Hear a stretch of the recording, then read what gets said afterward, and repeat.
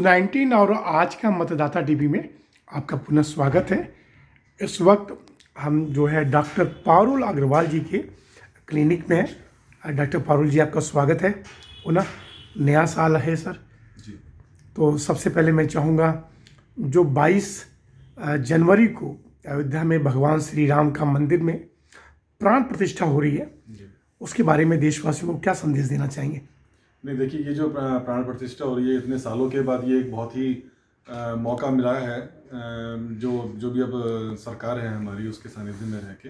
और इससे अच्छा मुझे नहीं लगता कि कुछ देशवासियों के लिए होगा, क्योंकि हम लोग इसके साक्षात साक्षी बन गए कि एक तीर्थ स्थल बनता हुआ जो हम देख रहे हैं, जो कि कितने समय से लंबित था। जी। और आज हमारे सामने, और जो हमारी जनरेशन है उसके सामने ये बन रहा है। इससे अच्छा कुछ नहीं हो सकता। तो सर उस दिन सभी लोग, प्रधानमंत्री जो मोदी जी हैं, योगी जी हैं, सब लोग अपील कर रहे हैं कि उस दिन दीपावली की तरह मनाएं और घर पे दीपक जलाएं। तो आपका भी अपील होगा ये? जी बिल्कुल, मेरा भी अपील है। और इनफैक्ट जो साक्ष्य, वो जो अक्षत है, वो भी हमको प्राप्त हो चुका है। जी। तो उसी के अनुसार जो है उसकी पूजा अर्चना करके और जो दीप जला के इसके पूरे साक्षी बनना चाहिए सर। बहुत अच्छा आपने अपील किया। मेरे ख्याल से इतने वर्षों के बाद 140 करोड़ देशवासियों की आस्था अब सामने प्रतीत होती दिखाई दे रही है। डॉक्टर पारुल अग्रवाल, आप फिजिशियंस हैं और डायबिटीज लॉजिस्ट भी हैं। सवाल मेरा है सर, जिस तरह से पोलियो या और बहुत बड़ी बीमारियां जो है भिन्न भिन्न देशों के साथ भारतवर्ष में आई और उनका उन्मूलन हो चुका, लेकिन देखा जाता है सर कि जो डायबिटीज़ है ये हर घर इसका शिकार हो गया सर। और उसका नतीजा, जहाँ तक मैं थोड़ा बहुत अध्ययन किया हूँ, आप जैसे डॉक्टरों से बातचीत हुआ, शरीर के हर ऑर्गन से पड़ता है सर। तो थोड़ा सा मैं चाहूँगा डॉक्टर पारुल, इसकी गंभीरता के बारे में बताएं, क्योंकि कोई भी व्यक्ति आज की डेट में गंभीर नहीं है डायबिटीज़ को लेकर। बिल्कुल, आपने बहुत ही सही शब्द, जो उपयुक्त शब्द है वो इस्तेमाल किया, गंभीर।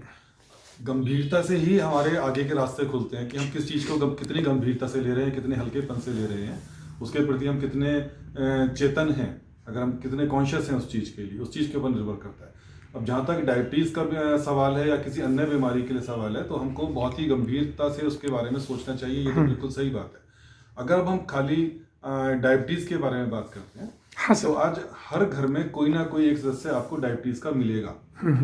इसमें भी दो तरह की बातें हैं, एक तो है डायबिटीज और एक है प्री डायबिटीज, यानी कि नॉर्मल और डायबिटीज के बीच की जो एक स्थिति होती है कि अब नॉर्मल से ऊपर हम धीरे धीरे डायबिटीज की तरफ बढ़ने वाले हैं, that is called pre diabetes. Right. तो इसकी संख्या कहीं ज्यादा है डायबिटीज के मरीजों से। अच्छा, जो डायबिटीज के मरीज हैं उनसे ज्यादा प्री डायबिटीज ज्यादा है। डायबिटीज की जो स्टेज है उससे ज्यादा है, और लोग अभी उसके बारे में अनभिज्ञ हैं। ये जो एक बहुत बड़ा तबका है युवा वर्ग का, जो कि प्री डायबिटीज की चपेट में है इस वक्त, जो कि आने वाले सालों में अगर उस पर गंभीरता से विचार नहीं किया गया, गंभीरता से उसका उपचार नहीं किया गया, उसकी रोकथाम नहीं की गई, तो बिल्कुल 100% वो डायबिटीज में कन्वर्ट हो जाएंगे।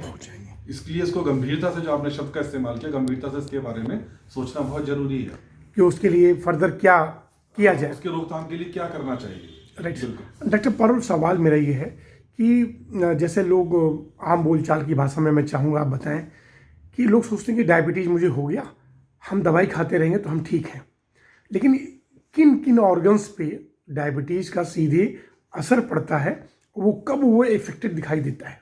देखिए, इस पे डायबिटीज़ है ना, इसको हम मान के चलते हैं कि जैसे कि हमारे घरों में, लकड़ियों में, चौखटों में दीमक लगती है, ठीक है, बिल्कुल उसी तरह से मैं इसी तरह उसको मान के चलता हूँ कि शुरुआत इसकी उसी तरह से होती है।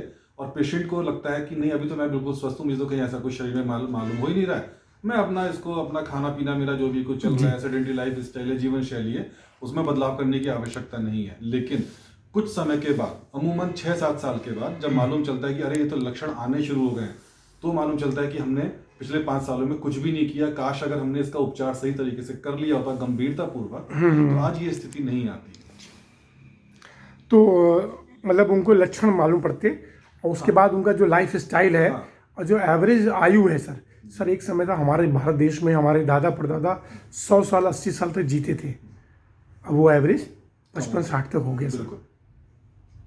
तो अगर हमें उसको बढ़ाना है। देखिए, जो आपका जो पहले वाला जो सवाल था कि इसमें किन किन अंगों पे फर्क पड़ता है, वो मैं थोड़ा सा और आपको हाँ बताना सर, चाहूँगा। थोड़ा सा विस्तार से जी बताइए। हाँ, वो मैं आपको बताना चाहूँगा कि इसका जो असर है हमारे 5 तरीके से है। 3 तो जो हमारे ऑर्गन है वो है हमारी आंखों का पर्दा, उसके अंदर अगर डायबिटीज का असर होता है उसको बोलते हैं हम रेटिनोपैथी। नसों के ऊपर जो प्रभाव आता है उसको बोलते हैं न्यूरोपैथी, और किडनी के ऊपर प्रभाव आता है वो है हमारा नेफ्रोपैथी। ओके। ये तो हो गया हमारे 3 सूक्ष्म तरह के जो जटिलताएं हमको महसूस होती हैं, और दो जटिलताएं हैं जिससे कि एकदम से आकस्मिक मृत्यु के कारण बन जाते हैं, वो है दिल का और लकवे का असर, स्ट्रोक और अटैक्स का, हार्ट अटैक्स। तो ये हमारे बहुत ज्यादा देखने में आते हैं, और इन्हीं कारणों से हम पेशेंट्स को ये जागरूक करते हैं कि इनको मत आने दीजिए और इसको पहले ही उपचार कर लें इस चीज का। उपचार के भी जो हमारे तरीके हैं वो हैं, एक तो प्राकृतिक उपचार, दूसरा है डॉक्टर के द्वारा दिया गया औषधि से, जो भी ट्रीटमेंट से हम दे रहे हैं। लेकिन सबको लगता है कि नहीं, डॉक्टर के पास गए वो अपना ट्रीटमेंट देंगे, हम गोली खाएंगे और बाकी हम कुछ भी कर सकते हैं तो हमारी शुगर बिल्कुल कंट्रोल रहेगी। ये एक बहुत ही बड़ा मिथ है। ऐसा नहीं है। सबसे अच्छा जो हम अपने पेशेंट्स को समझाते हैं कि आपको दवाइयों की आवश्यकता नहीं है, उससे कहीं ज्यादा जरूरी है आपको अपना जीवन शैली में सुधार करना, लाइफ स्टाइल बदलना, यानी कि लाइफ स्टाइल मॉडिफिकेशन। उसके अंदर 3 तरह की चीजें आती हैं। सबसे पहला वजन कम करना, जो कि उसका एक मूल मंत्र है डायबिटीज को कंट्रोल करने का, जीवन शैली को सुधारने का। वेट कंट्रोल, कि हमको कैसे मालूम चलेगा कि हम अपने जीवन शैली में सुधार कर पा रहे हैं, वो है आपके वजन का आकलन, कि आपका हाइट के अनुसार आपका वजन कितना आइडियल रहना चाहिए। उस वजन को कम करने के 2 तरीके हैं, जो को मैं कहता हूं कि भाई ये आपको बिल्कुल मूल मंत्र है। वो है खाने में पौष्टिक है, जो को मैं कहता हूं कि भाई ये आपको बिल्कुल मूल मंत्र है। वो है खाने में पौष्टिक आहार लेना, ओवर ईटिंग नहीं करना, यानी कि ओवर ईटिंग नहीं करना। अच्छा सर, एक बस मैं ओवर ईटिंग को हाउ कैन डिफाइन कैसे करेंगे? हाँ, लोग अपने को कैलोरी को कैसे संतुलित करेंगे, मुझे इतना खाना चाहिए? हाँ, इसमें जो भी हमारी जो भूख है, कई बार होता क्या कि ओवर ईटिंग का मतलब होता है कि भूख से ज्यादा खाना। जो भी चीज आपको महसूस हो रही है कि हाँ भाई ये खाने के लिए मौका है, चलो खा लो, ऐसा नहीं करना। This is called over eating. जितनी आपको भूख है उतना ही खाइए और बाकी छोड़ दीजिए, मत लीजिए, आप सर्व ही मत करिए अपने पास। और अगर आप ले भी रहे हैं तो उसको हजम करना बहुत जरूरी है, और उसके लिए आपको व्यायाम की आवश्यकता है। अक्सर क्या होता है कि हम लोग खाते तो खूब हैं, पार्टियां हो रही हैं, अब जैसे अब न्यू ईयर हुआ, क्रिसमस हुआ, कोई भी फंक्शन होते हैं तो हम लोग खूब दावतें करते हैं, अपना रेस्टोरेंट में जाते हैं, खाते हैं। ठंडक में बहुत ज्यादा रिच वैरायटी मिलती है, परांठे बड़े अच्छे लगते हैं आजकल, कोई दिक्कत नहीं है ना, लेकिन गाजर का हलवा, जी हाँ बिल्कुल, लेकिन उसके बदले में उसको बर्न भी करना है, जो कैलोरीज हमने ली हैं खर्च भी करना है, व्यायाम करना है, लेकिन हम लोग व्यायाम नहीं करते। सेडेंटरी लाइफ स्टाइल, या उसके बाद हमारे बहुत सारे एक्सक्यूजेस होते हैं कि हमारा टूरिंग जॉब है, हमारा सुबह 7 से लेकर रात को 8 तक का जॉब है, अब हम कैसे करेंगे? तो उसके लिए आंसर यही कि एक टाइम तो निकालना पड़ेगा। यही लाइफ स्टाइल मॉडिफिकेशन है कि जो आपका जीवन चल रहा है उसके अंदर हम कैसे सुधार करके कम से कम आधा पौना घंटा 45 मिनट्स निकाल सकें। जो भी अब जो गाइडलाइंस जो आई है उसमें भी ये कहा गया है कि कम से कम 30 मिनट, सिर्फ आधा घंटा हफ्ते में अगर आप निकालते हैं, एटलीस्ट 5 दिन, आप 2 दिन छोड़ दीजिए, कोई दिक्कत नहीं है, तो भी हमारा लाइफ स्टाइल सुधरा हुआ माना जाएगा। ठीक। और दूसरा, इसके बाद अगर लगता है कि नहीं भाई इतना भी हम लोग नहीं कर पाएंगे, तो कृपया करके हमको अपने भोजन प्रणाली पे ध्यान देना है कि हमको क्या खाना है, कितना खाना है और कब नहीं खाना है। इस चीज पर भी अगर हम फोकस कर लें तो हम अपनी शुगर को बहुत आसानी से कंट्रोल कर सकते हैं। इसमें बिल्कुल डरने की आवश्यकता नहीं होती, क्योंकि सर जहां तक मुझे लगता है आने वाले 10 वर्षों में ये और भयावह स्थिति होगी, बिल्कुल बढ़ती जा रही है, कि जो डायबिटीज जो है हर कोई पेशेंट हो जा रहा है, और जो जल्दी जो युवा शक्ति है, आप देखें ज्यादातर लोगों को हार्ट अटैक ही हो रहा है। अच्छा सर, मेरे मन में एक सवाल है, मैंने किसी से बात की, ज्यादा भूख लगना भी डायबिटीज का एक लक्षण होता है? ये बिल्कुल ये मिथ है, ऐसा कहीं भी कुछ नहीं है। एक साइकोलॉजिकल फैक्टर हो सकता है कई बार पेशेंट्स का, पर्सनैलिटी एक बन जाती है कि मुझको ये चीज मना की गई है तो मुझको यही चाहिए। ऐसा कहीं कुछ नहीं है कि डायबिटीज वालों को भूख ज्यादा लगती है, मीठा खाने का ज्यादा मन करता है, ये बिल्कुल मिथ है, ऐसा बिल्कुल कोई सच्चाई नहीं है। ओके सर, डॉक्टर पारुल, मैं अब बात करना चाहूंगा कि भाई ठीक है, मुझे डायबिटीज हो गई, इन चीज़ों से हमें बचाव करना है जो आपने बताया, लेकिन सर ये हो क्यों रही है? हमारा वही भारत देश, वही मिट्टी, वही सब कुछ, वही आबो हवा, क्या केमिकल युक्त भोजन या बहुत सारी जो प्रोडक्शन है, ये सब, या लाइफ स्टाइल? देखिए इसके जो है ना कुछ कारण हैं। सबसे पहला तो कारण है जेनेटिक फैक्टर, जेनेटिक यानी कि आनुवंशिकता। Yes yes. ठीक है, पहले समय में क्या होता था कि हमारे आनुवंशिकता अगर मान लो जो हमारे फोर फादर्स हैं, ग्रैंड फादर्स हैं, उनको ये कहीं ना कहीं रही होगी जिसका कि हम लोग उपचार नहीं कर पाए या मालूम ही नहीं चला। जी जी। एक तो उसकी कह लें कि स्वास्थ्य केंद्रों की कमी कह लें, या अवेयरनेस की कमी कह लें, या पहले जमाने में जो हमारे जो ग्रैंडफादर थे उस जमाने में लाइफ स्टाइल इतना एक्टिव था कि शुगर तो है लेकिन उसके लक्षण नहीं आ रहे हैं, और अगर हो भी रहा तो वो कंट्रोल हो रहा है, कंट्रोल हो रहा था, क्योंकि सारा काम मैनुअल था। जी जी। आज की जो जीवन शैली है वो सारा काम हमारा बटन हो गया, मैकेनिकल कल्चर हो गया, सारा कुछ बटन दबाई सब कुछ हासिल हो जाता है। तो हमारा जो स्टाइल हो गया वो life style sedentary life style हो गया। Okay. आरामदायक स्थिति में हम लोग पहुंच चुके हैं, जिसकी वजह से ये और ज्यादा परिपक्व होती जा रही है और ज्यादा अग्रेसिव होती जा रही है। इसीलिए हम लोग कहते हैं कि एक जो हम लोग पेशेंट को जो स्पेशली मैं समझाता हूँ कि वो है कि खाओ कम चलो ज्यादा, खाओ कम चलो ज्यादा, इंग्लिश में eat less walk more. Yes yes yes yes. लेकिन वो उल्टा रहा है कि हम लोग कुछ भी खा रहे हैं, कितना भी खा रहे हैं, और खाओ ज्यादा चलो बिल्कुल मत, चलो बिल्कुल मत। अक्सर यही हो रहा है। तो जो मेन कारण वो यही है कि हम लोग जीवन शैली को बिल्कुल भूल चुके हैं कि स्वस्थ जीवन शैली क्या है। तो अच्छा सर, जीवन शैली के साथ साथ जैसे कि केमिकल युक्त सब्जियां या और जो दाल हुआ या बहुत मिलावटी सामान, उन सब का भी तो बहुत रोल होगा। पर्यावरण का जो भी हमारा जो लक्षण है, जो नेचुरल चीजें सिर्फ नहीं हो रही हैं, वो ऑर्गेनिक तो हमको नहीं मिल रहा।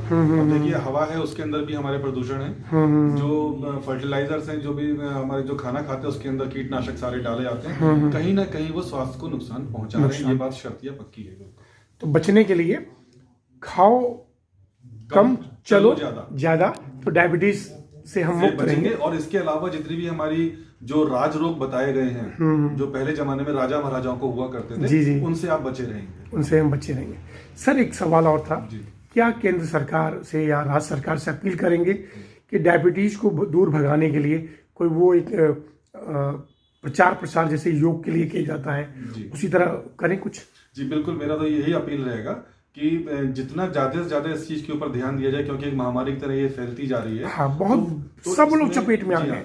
तो इसके लिए एक अपना अवेयरनेस होना बहुत जरूरी है, खासतौर से युवा वर्ग के लिए, कि वो जितने भी सेडेंटरी लाइफ स्टाइल है इसको छोड़ दें, मोबाइल का उपयोग करना बंद कर दें। आजकल छोटे छोटे बच्चे मोबाइल में बैठे हुए हैं, वो भूल गए कि खेलकूद क्या होता है, स्पोर्ट्स क्या होता है, सब भूल गए। तो इसको समाज को जागरूक करना बहुत जरूरी है, और ये तभी होगा जब पूरे लार्ज स्केल पे, बड़े पैमाने पे इसका जागरूकता अभियान चलाया जाए। सर जैसे पोलियो का हुआ था ना, उसी तरह मैं चाह रहा हूँ कि डायबिटीज भगाओ वाला बिल्कुल केंद्र सरकार और प्रदेश सरकार कुछ ऐसा करे। बिल्कुल, लेकिन पहले के मुकाबले अगर कुछ सालों पहले अगर देखा जाए तो अब काफी हद तक जागरूकता आ चुकी है। लेकिन जागरूकता तो आ गई है सर, लेकिन सारे पेशेंट हो गए हैं सर, सब मरीज हो गए हैं। बिल्कुल बिल्कुल बिल्कुल। पहले सर घर में जैसे बड़े बुजुर्ग ही डायबिटीज के रोगी पाए जाते थे, अब अगर 5 में से 4 तो निश्चित है सर। बिल्कुल निश्चित, बिल्कुल बिल्कुल। ये वही है कि जो इसका तरीका है, उन्मूलन का जो तरीका है वो वही है, अपने जीवन शैली को सुधारना।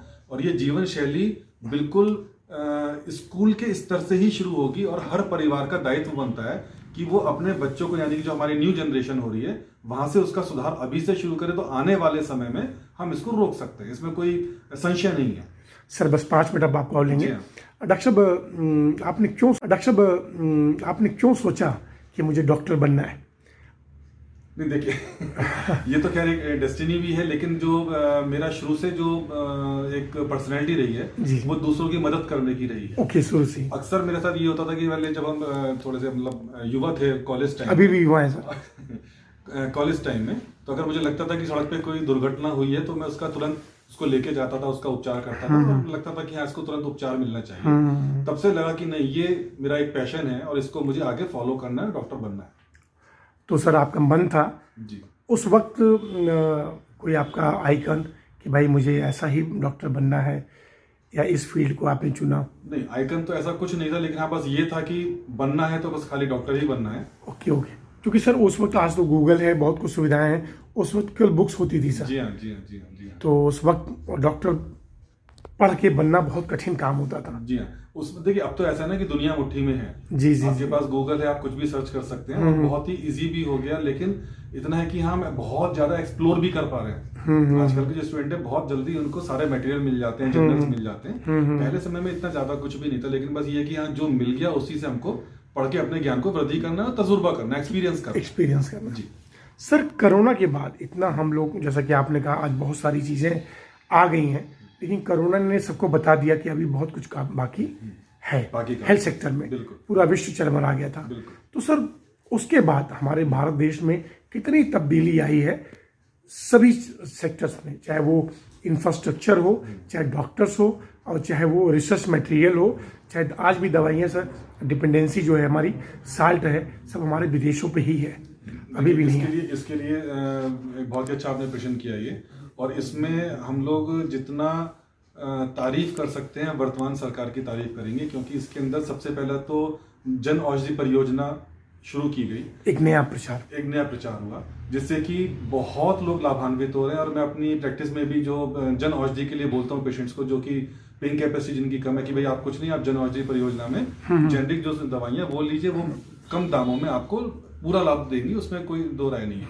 पहले जो दवाइयाँ थी इतनी कॉस्टली भी थी, और वो हर आदमी के बस की बात नहीं। अब तो ये कि जो हमारे पॉवर्टी लाइन से जो कम समाज के जो लोग हैं, उनके पास भी दवाइयाँ पहुंच गई, जिससे कि उनका सही से उपचार मिल रहा है। दूसरी बात, अगर हम हॉस्पिटल्स की बात करें, हेल्थ सेक्टर की बात करें, तो पहले जहां हमारे पास एक एम्स हुआ करता था, फिर दूसरा हुआ, लेकिन आज के समय पे मोदी सरकार ने कितने सारे एम्स बनवा दिए, 16-17 एम्स इन्होंने सब जगह बनवाए हैं। तो ऑब्वियसली इसमें कोई शक नहीं है कि हमारा बढ़ोतरी हो रही है। हर ही क्षेत्र में हो रही है। अगर हम स्वास्थ्य क्षेत्र की बात करेंगे तो बहुत तेजी से बढ़ोतरी हुई है, इसमें कोई संशय नहीं। राइट। लेकिन सर अभी भी जैसे कि गाजियाबाद एनसीआर का बहुत बड़ा क्षेत्र है सर, यहाँ पे भी लोगों का कहना है कि भाई एक सरकारी मेडिकल कॉलेज होना चाहिए। तो क्या आपका पक्ष है? बिल्कुल, मेरा पूरा पक्ष है कि सरकारी मेडिकल कॉलेज होना चाहिए। और गाजियाबाद में कह रही तो हमारे सरकार है और जो भी है, उनका दायित्व बनता है कि कहीं पे जगह ढूंढ के इसका शुरुआत की जाए, जिससे कि प्रतिभाशाली बच्चे जो है बिल्कुल बाहर न जाए, गाजियाबाद में ही, इंडिया में रहे और गाजियाबाद में रह के पढ़ाई करें। गाजियाबाद। सर अंतिम सवाल मेरा था कि अल्टीमेटली जो मेडिकल के क्षेत्र में, जैसे कि कैंसर या और बीमारियां बहुत बड़ी बड़ी आ गई हैं, शुरुआत कहीं से भी हो सकता है सर, लेकिन वो बहुत कास्टली हैं, बहुत महंगी हैं। तो क्या ऐसा कुछ प्रयास हो, जैसे कि आपने जन औषधि की बात कही, लेकिन वो जो बड़ी दवाइयां हैं वो अभी उस परिधि में नहीं पहुंच पाई है। लेकिन जैसे जैसे हेल्थ सेक्टर का विस्तार हो रहा है, वो सारी दवाइयां इस परिधि में आ रही हैं। जन औषधि में जितने भी जो मेडिकल स्टोर है, जन औषधि परियोजना के अंतर्गत जो आते हैं, जन औषधि केंद्र, इनका भी बहुत तेजी से विस्तार हो रहा है। और जितनी भी जो दवाइयां हैं, एक एक करके धीरे धीरे समय समय पर मालूम चलता है कि हाँ, उनको प्राइस लिस्ट उनके कम कर दिए गए हैं, जो कि पहले अप्रोच में नहीं थे आम आदमी की, अब वो आम आदमी के अप्रोच में आ रहे हैं। अच्छा, प्राइसिंग धीमे धीमे कम हो रही है। बिल्कुल सर, एक सवाल और था, बस मन कर रहा है सर, जिस तरह से डायबिटीज हो रही है, एज ए फिजिशियन मैं पूछ रहा हूँ, उस तरह से कैंसर बहुत बढ़ रहा है सर, और चाहे वो गुटखा की वजह से हो, पान की वजह से हो, सिगरेट की वजह से। मैं कल कहीं बात हो रहा था सर, जो वर्तमान में प्रदूषण है, तो जैसे कोई 10-15 सिगरेट पी लेता है, उतना वो अगर प्रदूषण ले लेता है तो उसके बराबर होता है। बिल्कुल। तो कैंसर जैसी बड़ी बीमारी ना हो, कुछ उसके लिए इसके लिए वही है कि जो प्रदूषण है, इसका भी बिल्कुल रूट लेवल से ही इसका उपचार करना बहुत जरूरी है। जैसे कि एक एग्जांपल है कि जैसे सर्दियां शुरू होती हैं, स्मोक शुरू हो जाता है, तो सब लोग दोष देते हैं पराली को। दूसरा, जो हमारे ऑटोमोबाइल्स है उसके धुएं को। तो जब तक इसको रूट कॉज से इसके नियम नहीं बनेंगे, इसका दिशा निर्देश नहीं होगा, जैसे कि एनजीटी है, जी हाँ, तो इससे मतलब उपाय यही है इसका कि हर बंदे को अपनी जिम्मेदारी समझनी होगी, जिससे कि इस चीज को दूर किया जा सके। और फिर दोबारा हम लौट के उसी बात पर आएंगे कि जब ये होगा तब होगा, क्यों ना हम अपने से ही शुरू करें और अपने खान पान पे और अपने जो लाइफ स्टाइल है उसके ऊपर ध्यान दिया जाए कि हमको क्या जरूरी है और क्या जरूरी नहीं है। डॉक्टर बारोट, आपने जो बड़ी बात कही, इसको मैं प्रसारित करूंगा कि कम खाओ, ज्यादा चलो, तो जाके डायबिटीज दूर हो पाएगी। थैंक यू सर, बहुत बहुत धन्यवाद। फिर किसी विषय में मिलेंगे सर। Thank you sir.